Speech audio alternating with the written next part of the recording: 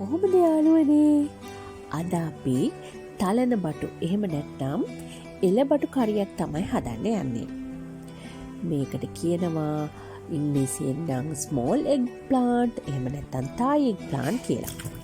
මෙන්න මේ වගේ අපේ තලන බටු ටික වතුරට දාලා අපි චුට්ටක් සෝද ගන්නවා. ඊට පස්සේ මේ තියෙන්නේ මගේ තලන බට. ඔයා මොකද්ද මට කරන්න හදන්නේ? මාව කපන්නද යන්නේ?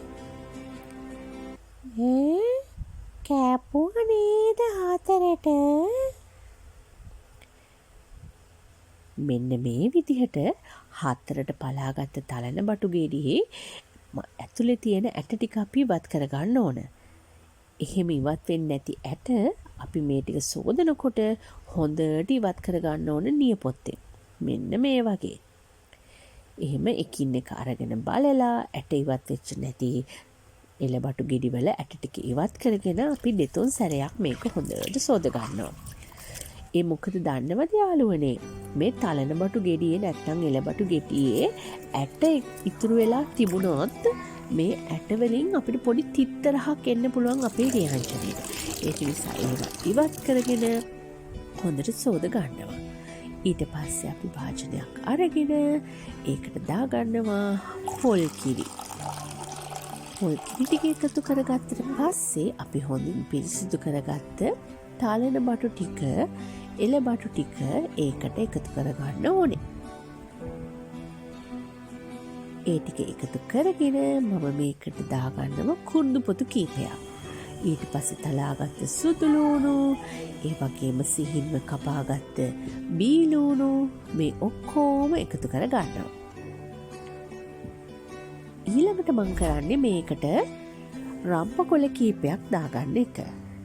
මේ රම්පකොළ එකතු කරගත්තට පස්සේ නැවුම් කරපිංච කොළ කීපයකුත් මේකට එකතු කරගන්න.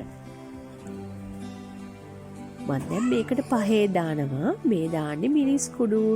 මේකට කොච්චි දාලා තියෙන නිසා මිරිස් කුඩු ස්වල්පයි දාන්නේ. ඊට පස්සේ 3-5 කුඩු කහ කුඩු මේ ඔක්කොම දාලා මේ ටික හොඳට කලවම් කරගන්න ඕන. මම මේකට ලුණු දාන්නේ නැහැ. මොකද මම මේකට කරවල එකතු කරගන්න නිසා. දැන් මේ ටික හොඳින් කලවම් කරගෙන අපි ලිපේ තියාගන්න තමයි හදන්නේ.